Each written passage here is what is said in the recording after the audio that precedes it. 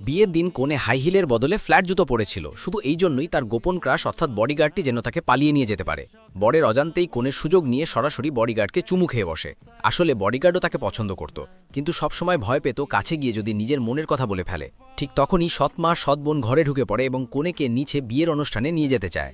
যাওয়ার আগে সৎমা বডিগার্ডকে কড়া হুঁশিয়ারি দিয়ে বলে, ও এখন অন্য কারো স্ত্রী হতে চলেছে, ওর থেকে দূরে থাকো। বডিগার্ড বুঝতে পারছিল না যে মেয়েটাকে সে ভালোবাসে, তাকে অন্য কারোর সঙ্গে বিয়ে করতে কেন দেখতে হচ্ছে। বিষণ্ণ কণ্ঠে সে বলে, আমার সঙ্গে থাকলে ওর জীবনের ওপর বিপদ নেমে আসবে। আসলে সে ছিল শহরের সবচেয়ে ভয়ঙ্কর মাফিয়া বস। তার অসংখ্য শত্রু ছিল, প্রতিটা মুহূর্তই ছিল জীবন মৃত্যুর ঝুঁকি। 1 বছর আগে কোণে তাকে গুরুতর আহত অবস্থায় পড়ে থাকতে দেখেছিল। সে সঙ্গে সঙ্গে নিজের চুলের রিবন খুলে তার ক্ষত বেঁধে দেয়। যাওয়ার আগে একটি টফি হাতে দিয়ে বলে, ব্যথা কমে যাবে। ওই সামান্য দয়াই তাকে মেয়েটার প্রেমে ফেলেছিল।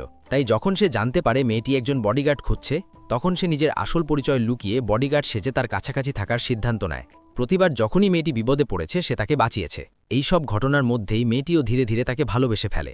কিন্তু সৎ মা তাদের বাড়তে থাকা ঘনিষ্ঠতা দেখে ফেলে। সে কড়া ভাষায় হুঁশিয়ারি দেয়, ওর কথা ভাবার সাহসও করো না, আমি ওকে ধনী ঘরেই বিয়ে দেব। মেয়েটি সাহস করে একদিন জিজ্ঞেস করেই ফেলে, তোমার কি আমার প্রতি কোনো ভালোবাসা নেই? উত্তরটা তাকে ভেঙে চুরমার করে দেয়। সেই কারণেই সে ইচ্ছে করেই সৎমার পছন্দ করা বিয়েতে রাজি হয়ে যায়। ওয়েডিং ড্রেস ট্রাই করার সময় সে বলে, আমার স্বামী যদি আমাকে কষ্ট দেয় তুমি তখন কি করবে? সে ভালো করেই জানত মেয়েটি কি শুনতে চায়, কিন্তু সে শুধু বলেছিল, আমি সবসময় তোমার পাশে থাকব। মেয়েটি রাগে সেখান থেকে চলে যায়। বিয়ের দিন বডিগার্ড কোণে ফেলে যাওয়া একটি ব্রেসলেট নীতি ব্রাইডাল শপে যায়। সেই সময় সে আয়নায় একটি পালানোর নকশা দেখতে পায়।